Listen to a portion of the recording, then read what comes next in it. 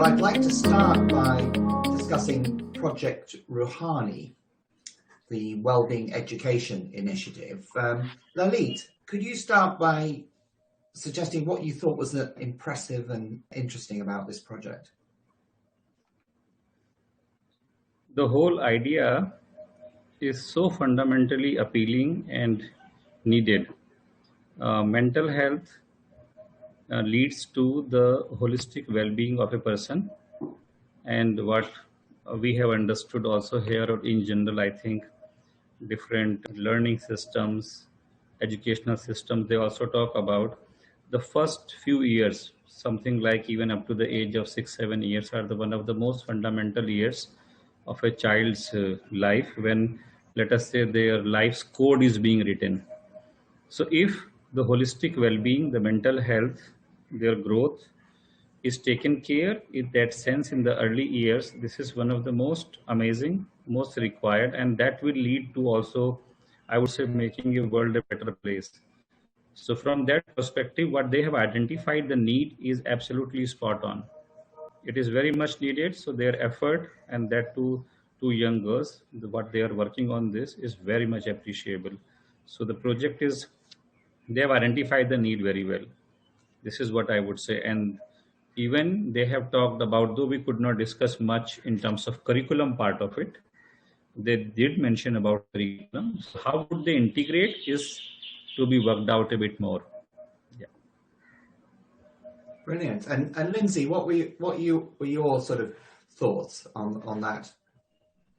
I mean, like Lolita said, I think the fact that they have identified, I suppose, in a sense, the sort of core things that if you don't get those right, then it's very hard for anybody to learn anything. And there's lots of research all around the world that says you have to start with the basics of people, feeling like they belong and being confident in themselves and all of those things. So I agree. I thought that was very impressive. I thought the fact that they had already begun to have some conversations, and it's definitely a concept, but it's more than that. They are beginning, so they have tried some things, and there's a route that I can see where they can move forward in a staged way. I think one of the dangers for these types of enterprises is that people sort of, they try and get every single aspect right, and actually what you need to do sometimes is find an avenue in, try something, build on it. And I thought they talked about that in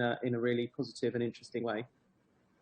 I fully agree. The fact that they've trialed it, they've done workshops, they've built the idea, they developed it, I think was fantastic. And the commitment from a young age, what they put into it was extraordinary, I think. Yes. So where do you think they need to now focus in terms of their next steps to develop this further? What would you suggest, Lalit? I would suggest, like what Lindsay just mentioned, that they need to pilot it well. They need to put their time and energy on some identified areas, either whether these are the schools, some identified schools, and then they can decide, maybe the pilot design could also be what they were saying, that they might start with some private schools from where some flow of funds may be ensured from the financial sustainability point of view. That is one part. But at the same time, to also pick up some of the schools which are from, let us say, underprivileged society children. So they need to work out this model of pilot phase. And the need for something like this is huge. Not only in India, it is everywhere. And I'm sure many people are working towards it. But for the pilot design, they should aim for developing an ecosystem or a team. But they need to also keep in mind what is the meaning of having an idea, very appropriate and inspiring idea, and what it takes to manifest that idea on the ground. So being young, they might not have the full picture and everything right now, which is totally understandable and appreciable, but they need to be working on that kind of path. So they need to design an ecosystem, be available, be on ground, enthuse more people, bring more committed and dedicated people, those who are very compassionate and empathize with this kind of topic, and they work on it. One more thing I feel somehow, okay, so this is still a school level approach. they need to bring somehow the family into picture, because family is the foundation. So even if a school is doing a brilliant work, they might say enhance the sensitivity of a child about a particular topic, behavior pattern, awareness, that they should be more open up, they should feel better. If the family environment is not good, when the same child goes back to the house, if he or she is not supported well, so whatever you have gained in terms of any good effort, it might not reach further far. So they need to bring somehow the family system. And I think it is not a big deal. It can be designed teacher-parent meeting or a workshop for parents first. So it is a part of that ecosystem. So, but I think they should be getting a huge support, I would say. Brilliant. They should be getting a huge support. And Lindsay, what were your thoughts? Yeah, I mean, I think similarly, I completely agree. Finding some way to make sure that this area is working both from a family point of view and a school point of view is absolutely critical. A lot of our experience and many others around the world is understanding or helping children understand what's causing the blockage, and then making sure that everybody who's around them can help them move beyond it is critical. You don't want to end up in a situation where children feel they have to behave one way at school and a different way at home. So I would completely agree with that. I suppose the bit I think that they need to do, this is huge. This is absolutely huge. And so one of the things I would say is that through the pilot process, what they need to do is hone in on the particular aspect and area they are going to focus on, and do that really, really well. And so, you know, there's a sort of danger that you end up thinking, well, we've got to design the teacher training, and we've got to design the implementation, and we've got to, you know, end up running our own school or something like that. And what I think you have to do at that point is to sort of really try and come up with a particular idea that works, and hang on to that, and be very generous. Somebody once said to me, you know, give ideas away, because actually people will come with you. Yeah. And so I think that sort of sense of, you know, do it that way, and then, you know, they will find the particular thing that you know, is their bit of it. But at the moment, I'd say I wasn't really clear at the end of the day whether the business model was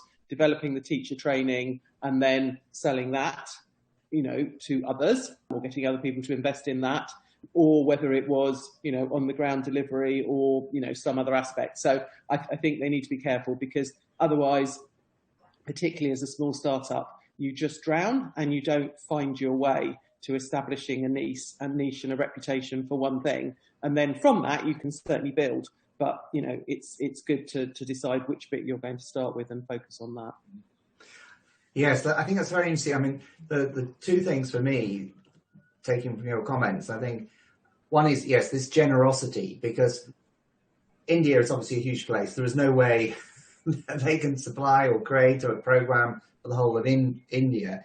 And I suppose a key for me is, in piloting, then you need to do it to bring people in and make connections in different parts who are interested and so forth, so the ideas spread and people learn from it. But also I think that there's a treat with the pilot. I can see the benefits of focusing, but also I think it's crucial to have everything there, all the key elements there from the beginning.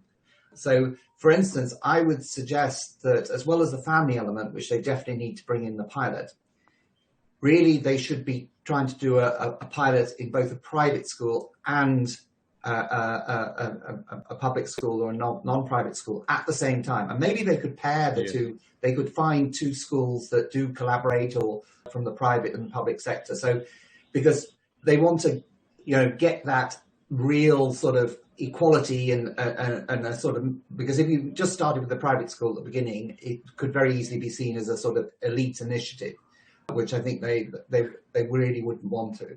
So getting all those elements in, but focusing on what they're providing and bringing people in that they could potentially would learn and spread the ideas, I think. I mean, I agree that it absolutely can't just start in the private school. I suppose what I was more meaning was trying to decide whether their first point of, I suppose, action was to get together some teachers from the private school and a public school, you know, a state school, and train them and then let them get on with it, or whether what they were actually wanting to do was have access to work with children directly. And I think understanding, even if they try both, but understanding after the pilot where their expertise and their emphasis needs to be, because the two business models between teacher training or delivering yourself are entirely different. And that was the one thing I think that I would be wary of ending up trying to develop a business model that is both teacher training and direct delivery. I think you need to sort of decide which one you're going to start with. But I would absolutely agree. You need to find a way of making sure that this can be really accessible. And I would also be quite doubtful about the long-term sustainability of the idea that you can do it in private schools and you're enough surplus for that to then go and pay for state schools. All my experience of those business models is that's very hard to achieve. So I think finding some way of creating investment that definitely allows you space to work with people who can't pay for it directly is critical. Any final thoughts from you, Levi? This may be true to other discussions also, but I feel typically essentially what all these people are trying is enabling some change. So enabling change goes together with your own ability to hold the ground for some time. Like when you plant a seed, it doesn't come out tomorrow.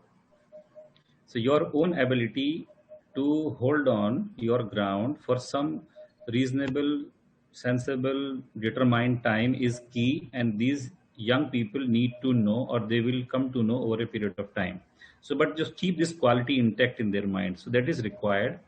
At the same time, being open and collaborative. Sometimes I think we may miss out those things in the name of that we have a better idea, brilliant idea, and we are quite capable of doing it, which are very good qualities and keep in mind. But at the same time, the whole quality of harvesting the energy of the rest of the world. There are many people, for example, there may be many things which curriculum may help you achieve, which is quite nice. On the other hand, the same topic can be achieved in multiple creative ways. For example, there may be many storytellers. There may be some elderly person in the neighborhood who can tell a story. And with this storytelling, a very different set of emotions can be evoked, which a teacher may not be able to do because teacher is stressed out for some other reasons. So how you harvest creatively with a very open mind, this collaborative energy can lead to wonder. But for that, you need a quality of being open, but at the same time. So it's always a twin movement within and without. So you hold the process and event and energy together, but at the same time, you let it also open so that more flow can happen. So this fine balance, I think it is crucial, but that is across any work or project, not only for them. It will be true for anybody. This is what my final thought would be. But I'm very happy to see young people coming. And I think your point that also speaks to the point of sustainability, because actually you can only sustain this if you have collaborators, if you have energy being given, support being given from a wide as a network as possible. So building that network, absolutely. Well, brilliant. Well, Lindsay, do you want to say? Just really to echo that and to say, I think my experience has also been that sometimes, for good reason, we all end up trying to hang on to our original idea rather than really being observant as to what actually works. And sometimes you have to be quite sort of, I thought that at the beginning, but actually I can see on the ground that other thing is working. So I'd say be open, be flexible, really try and work from the evidence of what makes a difference, not just what you perhaps thought at the beginning. But I think it's a really great project and, really, all grease to their elbow. They, keep going. Absolutely. Brilliant. Well, thank you very much both. And thank you very much, Project Rouhani. I hope you watch this and I hope it's helpful. And we look forward to supporting you on your journey. Very best of luck. Thank you. Thank you.